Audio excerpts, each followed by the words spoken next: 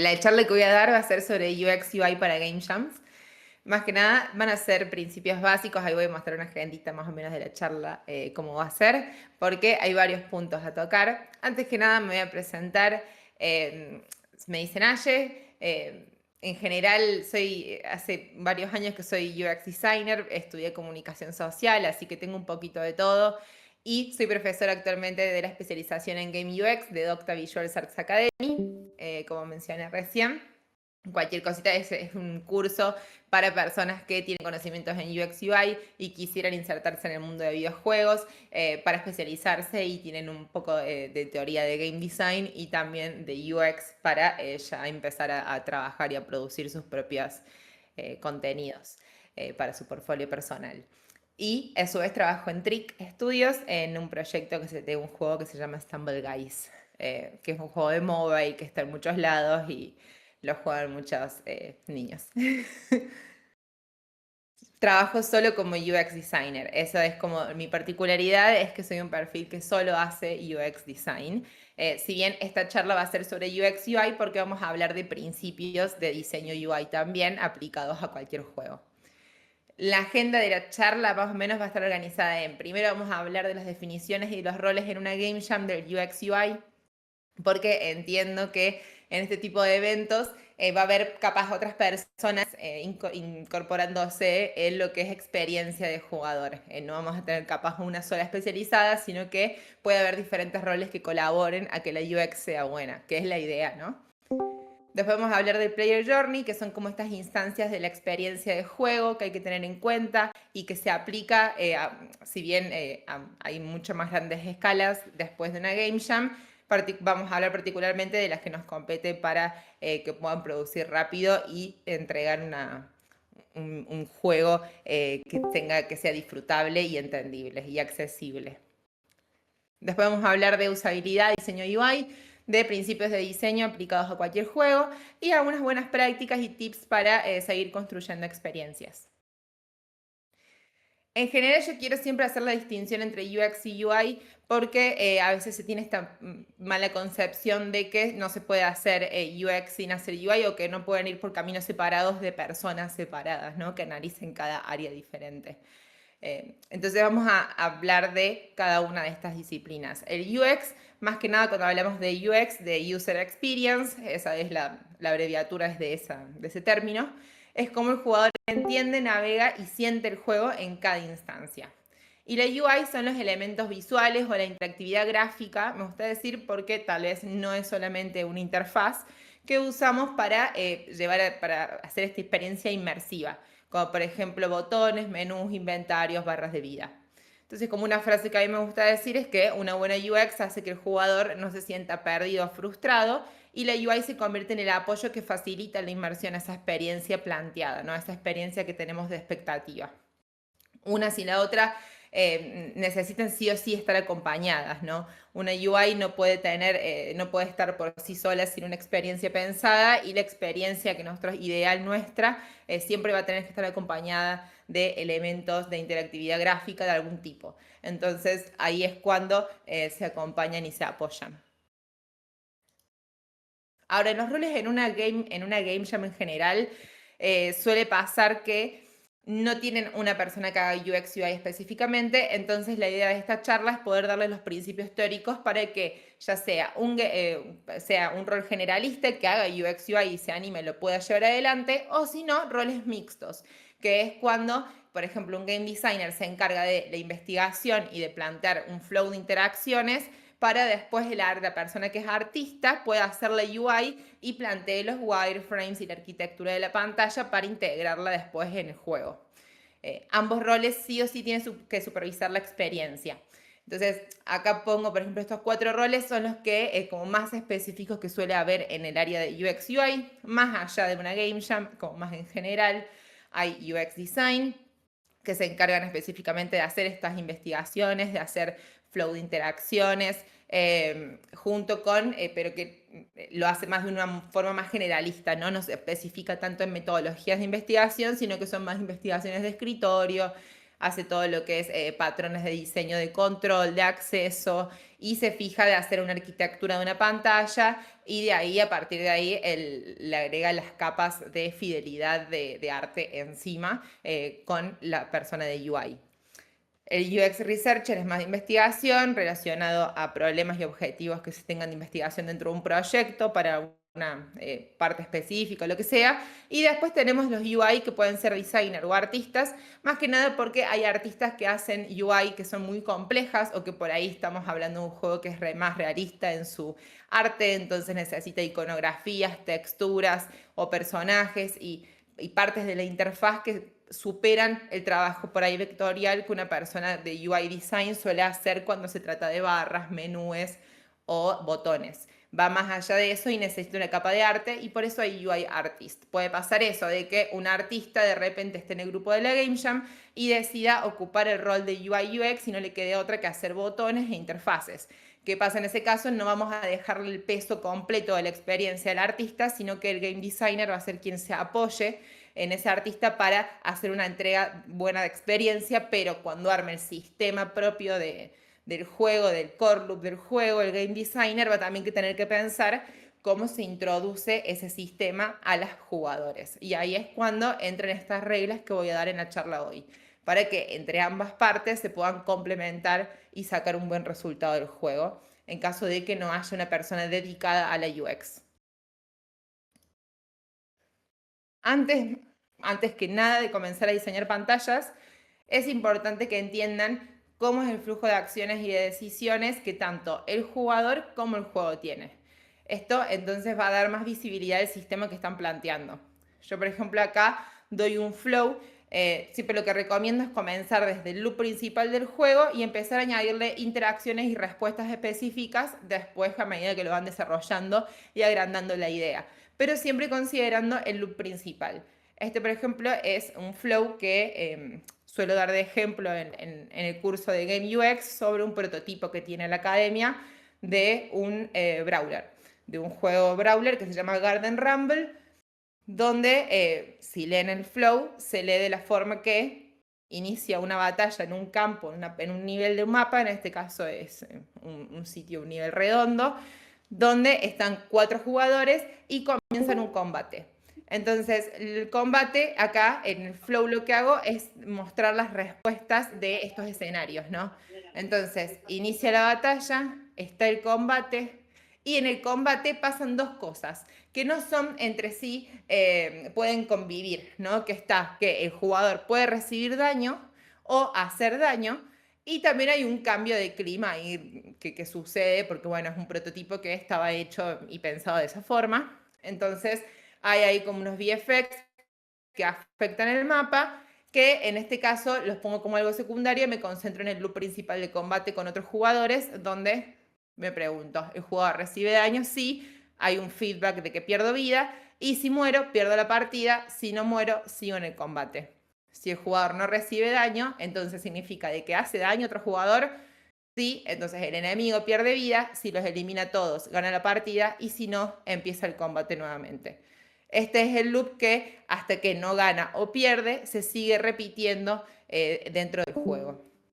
Entonces, de esa forma, yo ya entiendo que hay al menos cuáles son los estados principales que yo tengo que considerar que la persona entienda. Que el jugador pierde vida y que el enemigo pierde vida son dos cosas muy importantes que yo necesito que tengan feedback de algún tipo. Entonces sé que eso va a ser parte de mi UX, de la experiencia que yo quiero. Va a haber algún tipo de elemento que se le va a mostrar a la persona para que entienda que eso está pasando, porque lo considero importante para que el game loop se cumpla. Esto es en cuanto a flow. El flow lo recomiendo armar desde el lado de game design con el UX si hay específico, así están de acuerdo en cómo debería funcionar el juego, básicamente. Y a partir de ahí mapean cuántas pantallas les hace falta, si hace falta, y qué tipo de indicadores o partes del juego hace falta diseñar. Ahora, cuando tienen un juego, tiene partes. La persona atraviesa un viaje. Hay un conjunto de etapas desde que abrís el juego hasta que lo terminás o lo abandonás. Entonces, lo que hace la UX es ayudar a la transición entre etapas para que sea fluida y satisfactoria, bueno, a largo plazo. La mayoría de los juegos de Game Jam fracasan en testing por la falta de UX. Va a notar que hay proyectos que están muy buenos, pero a la hora de jugarlo no se entiende qué hay que hacer, cómo se tiene que jugar o cuál es el fin de lo que estoy ejecutando, de las acciones que estoy haciendo en el juego. Entonces esas son partes que son importantes para que se pueda disfrutar toda la idea. Y tal vez eran simplemente un par de cartelitos que faltaban para dar explicaciones. Entonces, la UX ayuda a que transicionemos entre etapas de manera fluida a largo plazo, digamos. En este caso, como es de Game Jam, me voy a enfocar solamente en el onboarding y el progreso y engagement. Pasar a siguiente diapositiva. Gracias.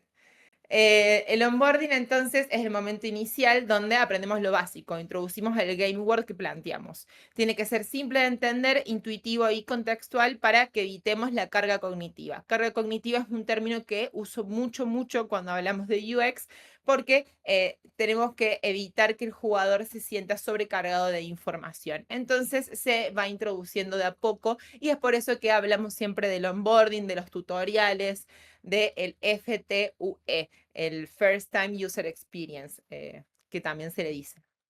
Es todo lo mismo y engloba este tipo de etapas. No hay una sola forma de hacerlo, entonces tenés que preguntarte qué es lo que necesitas saber para jugar la persona. Podemos contar, mostrar o hacerlo interactivo. Lo importante es que introduzcamos los controles o las mecánicas iniciales de alguna forma, o también en momentos guía dentro del nivel. Acá hay 3 ejemplos, que es uno de Angry Birds, donde tenés el primer nivel, un nivel interactivo, donde tenés un dedo que te va apuntando a qué tenés que hacer, digamos, en dónde tenés que tocar inicialmente y hacia dónde tenés que apuntar. Entonces ahí te enseña la primera mecánica principal. Sino también tenés indicadores espaciales dentro del juego al estilo Subway Surfers, o en este caso es de Crash Bandicoot, que también tenés un dedo con una flecha que te indica qué hacer en el momento. Entonces les vas enseñando mientras va ejecutando las acciones. Después tenemos también señales dentro del mapa, dentro del mundo. No hace falta que sea una interfaz o una UI. Puede haber un cartelito dentro del mapa que te indica la dirección en la cual tenés que seguir para que sea más fácil el recorrido por ahí. A ver, pasar a la siguiente. Acá tengo más ejemplos. Te podés contar también a través de una captura de pantalla, por ejemplo, de como es el FIFA 20, donde tenés simplemente una captura y te dice qué tenés que hacer abajo y listo, o qué significa ese estado del juego. Después tenemos juegos como Balatro, que te muestra también una pequeña ayuda recordatoria de cuáles son las jugadas que podés hacer para ganar puntos, porque entienden de que lo importante es armar la estrategia respecto a estos juegos de cartas y no que te aprendas de memoria las combinaciones. Entonces, por eso es de que te brindan esta ayuda disponible en todo momento para que vos puedas al menos entender cómo jugar o de qué forma puedes armar estas estrategias que el juego quiere plantear. Después hay otras formas de contar, como los de abajo, que pueden ser a través de prompts. En el momento que sucede la acción, pueden ser prompts fijos dentro de un mapa para indicar acciones, como también se le pasa el de Celeste con el Climb. O puede ser también minijuegos como este de Adorable Home, que me gusta mucho, que tiene muchos minijuegos chiquititos y en este caso hay como 4 minijuegos con un gato, que es tu mascota, y uno de ellos es, por ejemplo, bañarlo y te explica los estados, te muestra cómo hacen con la persona que es artista, una interpretación gráfica de lo que pasa en el minijuego y te lo ponen en una card explicándotelo y listo, para que después vos lo pruebes. El onboarding es muy importante. Necesitamos introducir a las personas progresivamente a lo que estamos haciendo, aunque sea a través de un prompt que te diga qué hacer o de esto una elaboración por ahí. Si es un juego más complejo o más largo que requiere más explicaciones, se pueden armar cosas más simples con capturas de pantalla o si tienen recursos artísticos, mucho mejor porque pueden armar tal vez un tutorial contado un poquito más lindo. Pero si no, también está bien usar prompts contextuales o palabras así, frases que acompañen con, por ejemplo, los controles o próximos objetivos a qué hacer. Seguía la próxima. Lo que es progreso, pensamos que hablamos, digamos, de que las mecánicas y los controles ya están aprendidos. Entonces, una vez que pasamos el onboarding, ya estamos dejando que el jugador entienda qué está pasando en el resto del juego. Entonces, se enfoca más que nada en el desafío y no en cómo funciona. Entonces, nos aseguramos que haya motivación y que haya claridad en el espacio, en el sistema que estamos planteando. No importa la representación gráfica que tenga, siempre y cuando haya tenido una buena explicación al principio, luego con que seamos consistentes en ese comportamiento, la persona va a poder sentirse inmersa en ese espacio, en ese mundo. Hay algunos elementos comunes que podemos dar dentro de lo que es el progreso, hay indicadores dentro del juego, hay misiones principales si queremos ponerle pequeñas tareas para hacer, podemos hacer diferentes niveles que se vayan desbloqueando, HUD que se vayan cambiando de acuerdo a cosas que recolecte y otras que no.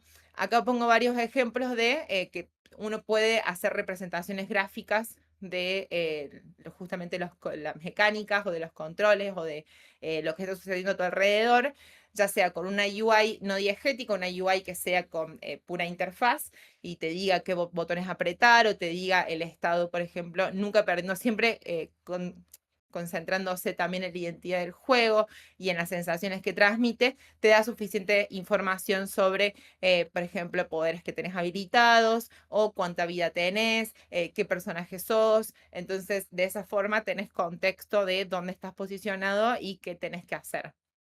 Hay objetos que también son diegéticos y tal vez ustedes tienen muchos artistas que son más 3D que 2D y les interesa hacer un juego que tenga poco contenido gráfico, también pueden utilizar elementos que sean dentro del mundo, elementos diegéticos. Por ejemplo, acá pongo un escáner del Alien Isolation y un mapa y brújula del Firewatch. Son dos juegos que utilizan elementos diegéticos, utilizan elementos reales dentro del mundo para diferentes mecánicas, ¿no? Para cumplir diferentes objetivos e interacciones en el juego. Pero tienen un feedback y una claridad en la lectura que no molesta que sean reales, que están en el mundo. La UX también es eso, es poder decidir si tenemos una brújula, un mapa, o tenemos un escáner o una tele o algo que sea dentro del mundo real, que sus estados y que la lectura del mismo sea clara, tenga suficiente contraste, se pueda entender. Eso es como lo que queremos mantener más que nada cuando desarrollamos luego de que introducimos a las personas en el juego. Ahora vamos a hablar de usabilidad. Lo que sigue. Me voy a concentrar en tres heurísticas y en algunos principios de diseño para hablar de lo que es UX y UI dentro del juego. Más que nada, reglas generales a considerar y que les va a servir para la Game Jam y a futuro, si les gustaría ampliar el mundo de UX UI, esto ya es una base que se va a repetir mucho. Primero, cuando hablamos de la usabilidad, el juego tiene que ser intuitivo, tiene que ser claro y tiene que dar la información y el feedback necesario para que la experiencia sea fluida. Tienen que evitar la carga cognitiva, recién como mencionábamos, y las heurísticas a tener en cuenta, que vamos a revisar de UX para Game Jam, va a ser la de visibilidad del estado del sistema, la relación entre el sistema y el mundo real y la consistencia de los estándares. La consistencia la vamos a revisar en lo que es UX y UI también, porque es también un principio de diseño para armar la UI. Sí, seguimos a la otra. En cuanto a visibilidad del estado del sistema, significa que tiene que haber un feedback que indique qué está pasando y cuál es la respuesta de cada interacción e instancia de juego. Cada estado que vaya a cambiar, cada interacción que requiere una acción extra, todo debería tener una respuesta que indique a la persona qué está pasando. Por ejemplo, si tenemos una barra de vida, o por ejemplo en este caso yo pongo el de Cult of the Lamb, que tiene también otras necesidades que cubrir, hay diferentes estados que nos va a decir cuál es el estado de ese sistema, justamente diferentes instancias que nos dicen cuál es el estado del sistema. Hay instancias donde ese barra va a estar completamente llena y en vez de estar amarilla va a estar verdecita, igual que la que está a la derecha. Pero a medida que va bajando, cambia de color, y te alerta para que vos lo tengas en cuenta y puedas hacer algo al respecto. Entonces, si hay un cambio de estado que es crítico para que vos cambies de estrategia o hagas algo en el juego diferente, tenemos que comunicárselo a la persona, ya sea a través de un cambio de color, acompañar por diferentes canales. Cuando esta barra baja hay un sonido que acompaña, junto con el cambio de color y justamente también hay un cambio en el fondo del contenedor que se vuelve todo más rojo. Lo mismo con los corazones. Los corazones a medida que se van gastando van perdiendo tamaño y también desaparecen de la barra. Entonces disminuye la carga cognitiva porque no hay slots vacíos, pero la ausencia de los mismos hace que te pongas más alerta respecto a cuánta vida tenés. Esos son estados del sistema que cambian y son visibles realmente las instancias que tiene para tomar decisiones. Después, por ejemplo, tengo de Clash Royale, también un ejemplo de si queremos usar algún poder. Esta carta, mientras se recarga, está en blanco y negro y tiene un timer que se completa como una tortita que va del blanco a el color en blanco y negro detrás de la imagen. Es como una especie de opacidad que tiene, que se va quitando en forma redonda. Y una vez que termina, se vuelve a colorear y ya la gotita que estaba gris se vuelve también rosa y te permite hacer la acción. Entonces, de esta forma, ya cambiando este estado de esta carta, te indica que no tenés suficiente cantidad de maná, en este caso, o de poder para convocar esa carta. Lo mismo pasa con las barras de vida y otro tipo de barras que también pierden, que cambian de estado a medida que van disminuyendo. Luego tengo acciones como por ejemplo una acción de hold. Si tenemos un input que es apretar tal cosa por X cantidad de tiempo, que haya algún indicador que me diga cuánto tiempo voy a estar apretando. Que no esté apretando indefinidamente y no entienda hasta cuándo. Entonces, por ejemplo, si tenés una mecánica, hay muchas personas que la mecánica de revivir, cuando las ejecutan, tienen un indicador en varios juegos que te permiten entender cuánto tiempo más tenés que apretar esa tecla o mantenerla apretada para que se ejecute. Entonces se termina ese progreso y listo. Ya revive la persona. Entonces ese tipo de acciones también requieren un feedback porque es un cambio de estado que necesita la persona entender cuándo termina. También pasa si hay indicadores que aparecen, por ejemplo, para decirte, por ejemplo, en el Hades aparece para que vos le puedas hablar a esa persona porque tiene algún diálogo que triggere a ese personaje si aparece este indicador encima. Entonces sabes que si aparece ese indicador tenés que acercarte y podés hacer un trigger de diálogo sobre algo que te puede o dar beneficios o simplemente ser una cuestión narrativa, pero lo importante es que entiendas que tenés para interaccionar de esa forma con ese personaje. Si no, la persona nunca lo va a saber. Entonces la idea es poder transmitir también ese tipo de estados. El siguiente.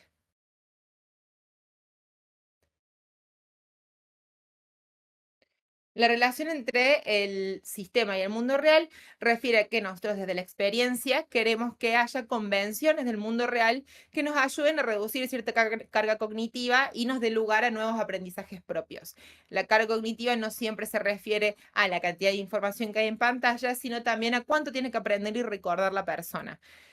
Entonces, como no queremos que la persona esté constantemente interpretando qué está pasando en el lugar, hay ciertos iconos y decisiones que tomamos gráficos que tienen que ver con convenciones del mundo real. Entonces, la mayoría de las veces sabemos que, por ejemplo, el icono de la tienda de un kiosquito refiere a un shop de una tienda digital, por más que no sea un kiosco. Cuando hablamos de corazones, refiere a vida. Cuando hablamos de una personita con dos atrás, es amigos. Cuando hablamos de un trofeo, puede ser leaderboards o tiene que ver con ranking. La casita es el home.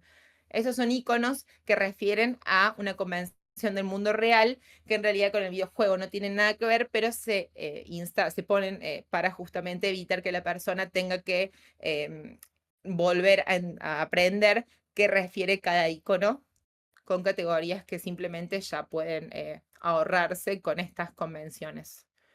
Lo mismo pasa con las categorizaciones, por ejemplo, en Animal Crossing hay categorizaciones, van a notar de que los coleccionables que ustedes tengan van a estar dentro de categorías que están asignadas a ciertos iconos y el uso de la iconografía más realista, de la imagen en realidad del recurso gráfico de ese coleccionable, se pone dentro del inventario, pero al estar ya categorizado también en grandes grupos, es más fácil el nivel de lectura y la forma en la que se ordena ya te da una pauta también de todos los peces en línea, insectos y frutas. Entonces también hay una jerarquía y un sentido en cómo se muestra la información para que vos puedas asociar y que todos estos tienen forma de peces, son peces.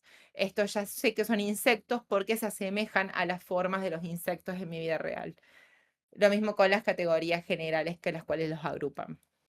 Y después tenemos el ejemplo de Punko, que el ejemplo de Punko es el primero, que el ejemplo de Punko, lo que a mí me gusta es esta convención de, bueno, es un loadout y tenemos la iconografía del arma, la iconografía del anillo del poder, el guante, el escudo, la torre, bueno, el escudo más que sería la armadura y las zapatillas.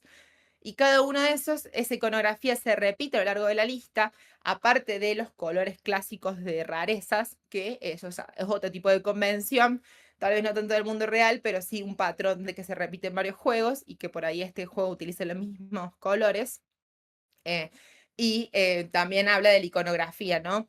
Esta iconografía se repite a lo largo de las listas para que vos entiendas qué categoría pertenece, pero si ven el icono, también van a notar que las espadas todas tienen una forma muy similar o al menos una posición similar para que puedas asociar que es lo mismo. Las bases tienen la misma base con diferentes skin, lo mismo con los guantes, los anillos, todo mantiene una forma similar para que vos puedas hacer asociaciones más rápidas, incluso entre armas, para que vos entiendas que tienen el mismo poder. Por ejemplo, todas las que son de hielo son celestes, hay algunas que son todas rojas, otras que son todas amarillas. Entonces hay como diferentes patrones que van dándole para las diferentes tiers que tienen, en este caso porque es un juego muy complejo, que tiene no solamente rarezas, sino que también categorías y poderes especiales. Entonces hay como muchas formas de resolver eso y lo decidieron hacer manteniendo cierta consistencia en el lenguaje, por ejemplo, de la iconografía,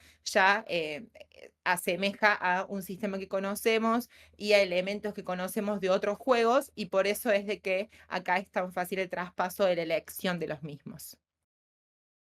Pasemos al siguiente. Ahora hablamos de consistencia y reconocimiento. Si tenemos un juego narrativo, por ejemplo, tiene que haber una continuidad en los controles y en las decisiones que tomamos de ciertas cosas. Acá pongo el ejemplo de, por ejemplo, de Witcher, donde hay un lenguaje y una consistencia de estilo que nos permite tomar decisiones estratégicas en cuanto a la narrativa que vamos a ir por ahí cambiando. En este caso, si los textos están en amarillo, significa que vienen acompañados de una cinemática de algún tipo de cambio o de conversación que lleva a una toma de decisiones, como a un diálogo que es decisivo para la historia. Y si está en blanco, en realidad es un texto para continuar con el flujo de otras interacciones o de otras misiones que tengamos. Entonces, no afecta en nada el resto de la historia. A su vez tenemos, esa es una de las jerarquizaciones que tiene de información, ¿no? Te está diciendo, bueno, los textos en amarillos son para afectar la historia, son más importantes, los pongo en otro color. Los textos blancos no. A su vez tenemos iconos al lado, porque estos iconos nos van a dar contexto de qué va a pasar en cuanto al karma o en cuanto a las consecuencias de tomar esa decisión.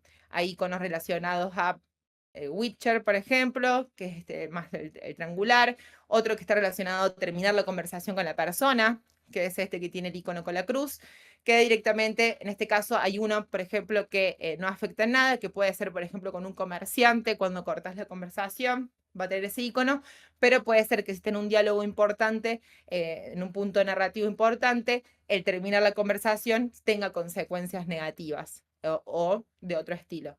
Entonces, por eso está en amarillo. Pero mantiene la consistencia del icono para entender cuál es la consecuencia de tomar esa decisión.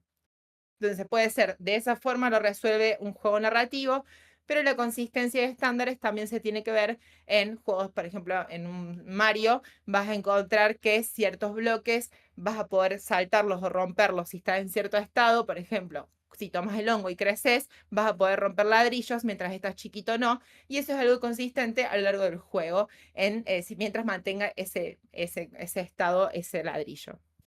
Si saltamos arriba de ciertos enemigos, vamos a matarlos, a otros vamos a dormirlos, a otros vamos a morir. Y esas son cosas que reconocemos y aprendemos jugando, pero que se mantienen consistentes y por eso podemos interpretar y tomar decisiones de forma rápida y disfrutable. Lo mismo con los controles. Nos aseguremos que el reconocimiento de los controles y que haya consistencia a lo largo de toda la partida y que sean similares a otros juegos también del género.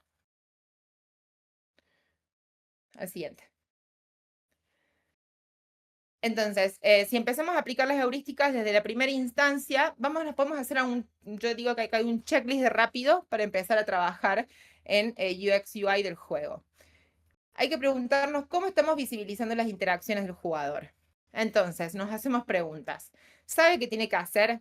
¿Cómo se comunica en el juego eso? Se puede mostrar, se puede contar y se puede hacer. Cada acción tiene un feedback claro cuando el jugador salta, cuando golpea, cuando recibe daño, cuando hace daño, cuando resolves un puzzle, cuando hablas con alguien y te da una respuesta o un modal de elección. Los menús son consistentes a lo largo del juego y sus controles también. Hay forma de prevenir errores comunes, eso también es parte de las heurísticas. Por ahí el hecho de testear el juego y entender si con una persona que nunca lo haya jugado. Entonces, ustedes hacen el juego, se lo dan a una persona que nunca lo jugó y ven cómo esa persona resuelve. Si notan que hay algún error que suele suceder dentro de la partida, lo anotan y se fijan si hay una forma de prevenirlo, si hay una forma de deshacerlo, de mitigar que esas cosas sucedan. Lo más fácil es eso, es acompañar con la gente que hace testing, pedirle que lo prueben, algo que nunca hayan probado hasta el momento, o preguntarle a otra persona de otro grupo, tal vez cuando ya tienen armado como el core loop principal y ya piensan de que más o menos está lo que quieren comunicar, para que la persona lo haga, para que otra persona lo haga ajena al grupo. Entonces, de esa forma mantienen una visión por ahí más fresca y pueden ir mejorando con pequeños cambios el feedback del juego. Y bueno, y si pueden pausar o guardar, mejor todavía, pero eso es como bastante opcional en una game jam. Y ahora vamos a hablar de la UI. En los principios de diseño vamos a hablar de consistencia, de jerarquía, de contraste y de equilibrio. Porque la UI, junto con los principios de usabilidad que vimos recién, vamos a hacer un gran balance entre estética y funcionalidad para que justamente haya una inmersión que evite confusiones o cargas cognitivas pesadas. Entonces la UI puede guiar, informar o dar feedback. La siguiente. Si hablamos de consistencia, estamos hablando de que los elementos UI tienen que tener consistencia en cómo se ven, cómo se controlan y la disposición que están en el juego. Entonces el jugador no tiene que aprender y se guía solamente por su intuición. El no cambiar de lugar los componentes o los elementos a lo largo de una partida funciona mucho y sobre todo que haya una jerarquía marcada, que es el punto que sigue. Pero el tema es que haya coherencia visual y coherencia en comportamiento. La coherencia visual es que haya un estilo visual, una paleta de colores e iconos que sean consistentes y que si los botones de un menú son de cierta forma o color, todos los demás deberían seguir un patrón similar. Acá, por ejemplo, muestro Brawl Stars. Tiene en el modo de juego, cuando vos asesinas a alguien, hay dos equipos, el equipo azul y el equipo rojo y están uno de cada lado de la pantalla. Del lado izquierdo está tu equipo y del lado derecho está el equipo contrario. Y todo lo que es del equipo azul aparece en colores azules, todo lo que es el equipo rojo aparece en colores rojos y les tiene a su vez la consistencia en los marcos de los jugadores. Cuando es asesinado se le agrega la calavera y el marco del color también del equipo contrario, cosa de que también puedas entender quién mató a quién y justamente que es del equipo contrario. Y a su vez, ese mismo lenguaje del rojo y el azul lo ves en los halos en los círculos que rodean a cada jugador. Vas a notar que la barra de vida también es azul o roja, el nombre de la persona es azul o rojo y hay un aro alrededor que es azul o rojo, excepto el tuyo que es verde. Porque bueno, es como, no quiero que a su vez también distingas muy bien quién sos vos en la partida y como hay personas que pueden tener las mismas skins, hacen como una super distinción en vos y el resto de tus compañeros en estas dos categorías, enemigos y aliados. Entonces tus compañeros son azules, tus enemigos son rojos. El rojo asociado al peligro también, ¿no? Entonces está bueno ver y entender cómo psicológicamente también afectamos a las personas en hacer notar que ese equipo es el equipo que hay que derrotar, que hay que destruir. Y todo eso es consistencia en la UI. Entonces siempre vas a poder asociar los mismos colores y las mismas interpretaciones cuando lo ves en el juego. Un error muy común es querer reutilizar un color en varias cosas y eso muchas veces hace que falle. Y después tenemos todo lo que es consistencia, por ejemplo, acá de tener un poder, un power up de una bomba y que después efectivamente lance una bomba, ¿no? Comportamiento, ejecuto la acción y en el mundo la consecuencia se relaciona al icono que vi en mi interfaz. El siguiente. Lo que es jerarquía, la posición, color y tamaño de los elementos que crean prioridades, es un principio muy importante porque guiamos el ojo del jugador a los elementos que son más grandes y más llamativos en la pantalla. Entonces tenemos colores vibrantes o contrastantes que resaltan otros elementos y traen sensaciones de acuerdo al color que elegimos, esto que mencionaba. A veces el color puede ser peligro, a veces puede implicar vida, a veces puede implicar alerta o daño. El verde para energía, para curación. La información más importante se presenta en los lugares más intuitivos de las pantallas, como las esquinas, usualmente. Las personas usualmente leen en una Z de izquierda a derecha, entonces van a notar que es como una grande Z que va de la esquina superior izquierda hacia la esquina superior derecha y luego baja en diagonal hacia la inferior izquierda nuevamente y a la inferior derecha. Entonces, en esa Z es como la lectura más común de las personas y es por eso que, por ejemplo, Dead Cells tiene, que es la captura de pantalla de arriba, deja un espacio seguro en todo lo que es arriba de la pantalla porque se le da protagonismo al mundo y quiere que la persona pueda explorar y entender qué hay a su alrededor sin que haya objetos invasivos de interfaz o de HUD en este caso. Y tiene todo lo abajo, en la parte izquierda, que es la de primera lectura, todo lo que es la vida y consumibles, y en el lado derecho el minimapa y elementos, ítems de recolección de recursos, o currencies, monedas en ese caso.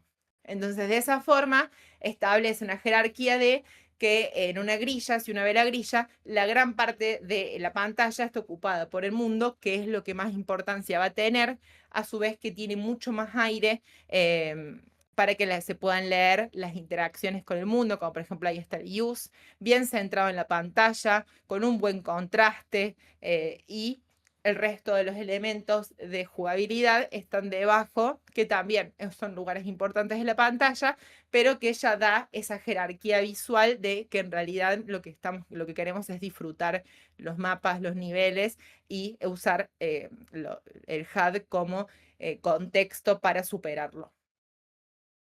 En cambio, juegos más como el Don't Starve Together tiene esta particularidad donde tiene que poner elementos en pantalla que ocupen más espacios porque trata justamente de mecánicas que están relacionadas a afectar al mundo y a construir y a manipularlo. Entonces no hay molestias en que ocupen en ciertas instancias mucho espacio en la pantalla. De todos modos, son colapsables y no siempre aparecen todos. Entonces sigue siendo un HUD que se puede mantener bastante limpio y está bastante distribuido a lo largo de las esquinas y de las partes de los lados de la pantalla. Las animaciones y transiciones, además está decir, también carga la lectura de la pantalla, entonces siempre sean conscientes de qué tipos de animaciones ponen y cómo queda en el ritmo de juego. Todo esto se hace testeándolo básicamente, una y otra vez y viendo cómo se siente. Después el siguiente. Por último, tenemos contraste y equilibrio. En lo que es contraste, vamos a hablar de la diferencia de los elementos en pantalla, que la información sea legible y no se pierda, garantizar jerarquía de intereses visuales, todo lo que son bordes, colores que se marquen mucho más allá del mundo, entonces puedan tener una buena lectura, que tengan alto contraste, que tengan fondos, que tengan bordes las letras, utilicen estilos que permitan la lectura rápida. Y bueno, también hay Pongo ejemplos de botones con alto contraste y de indicadores. La siguiente. El equilibrio es más que nada la composición de la pantalla, entonces ya están viendo la consistencia en elementos, la jerarquía de la información, dónde está ubicada. También piensen en el equilibrio. No es lo mismo tener un HUD súper cargado, por ejemplo, acá pongo el ejemplo del...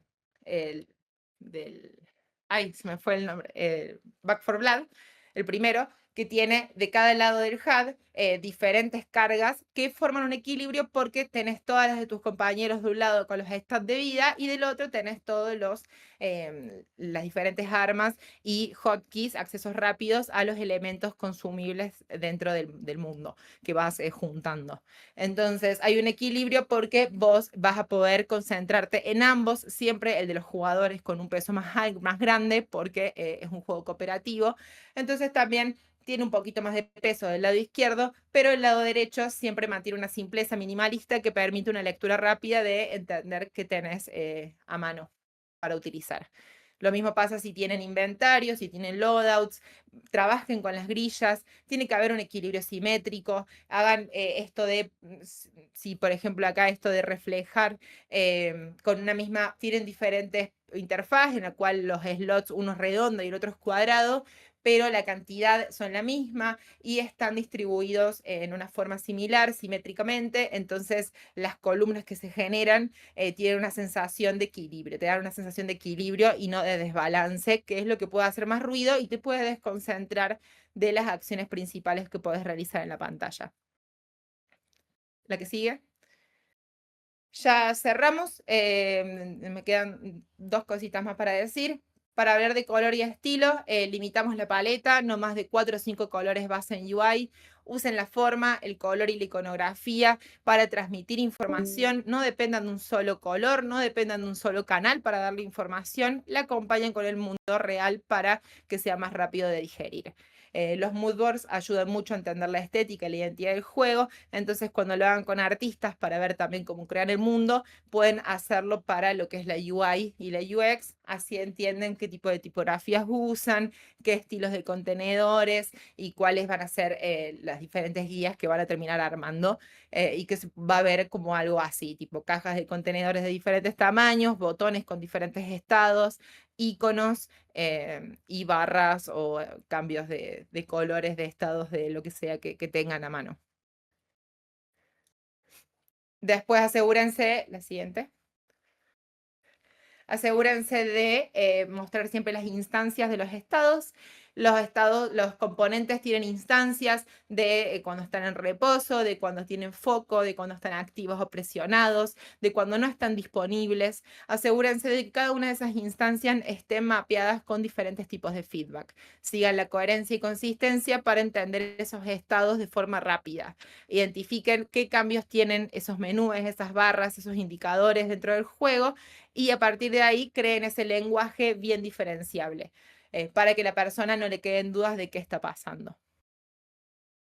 Y por último, hablo de que en otros canales es importante que ustedes se concentren en trabajar con el equipo de sonido. Por ejemplo, si tienen a alguien de sonido y de música, le pueden pedir pequeños soniditos para acciones que se ejecuten dentro del juego que puedan reforzarse, como por ejemplo esto de curarse, acompañar, cumplir una tarea, cumplir una misión, pasar de nivel. Pueden requerir ciertos sonidos que se pueden crear ciertos cues de sonido, ya sean un sonido UI, una voz, una música, algo que me pueda transmitir la sensación de ya sea victoria, fracaso, daño, éxito que quiero.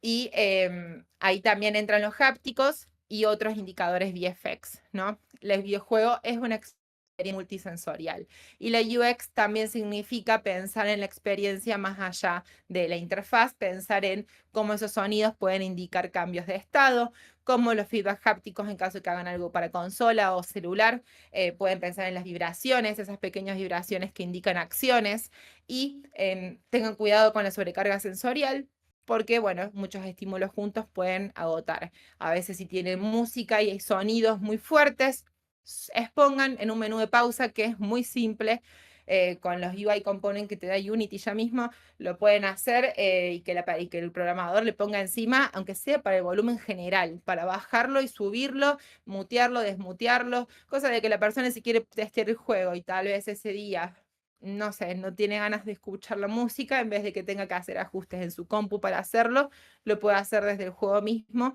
con un solo botón que diga sonido on-off o una barra de volumen si están un poquito más ancheros con el tiempo.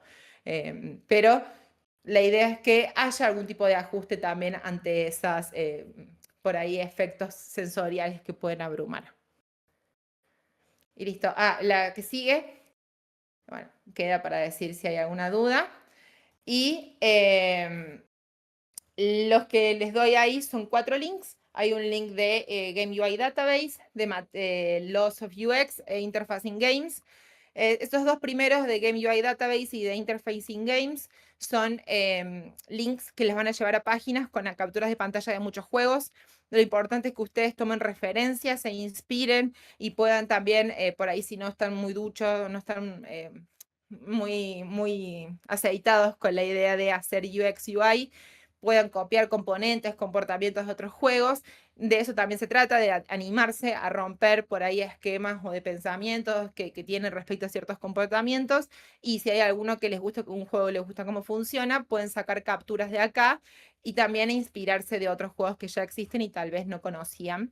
Esas dos páginas están buenas. Y si quieren conocer más de UX, tienen la de Laws of UX, que les va a dar leyes universales de UI UX para que puedan seguir y aprender. Está en inglés, lamentablemente, pero les va a dar muchas herramientas a futuro si quieren seguir alimentando esto. Y Material Design es si quieren conocer por ahí cómo funciona algún componente específico, no sé, algún drop-down, un botón y cómo son sus estados. Eso es una página ideal para entender cómo funcionan los componentes de interfaz más clásicos a nivel UX. Y bueno, esos son como los recursos que tengo así en este momento y que les va a ayudar. Muchas gracias. La otra slide es muchas gracias. Gracias. Gracias. Muchas gracias, No, Vero. Y bueno, espero que tengan una hermosa jam. Nos estaremos acompañando a la distancia.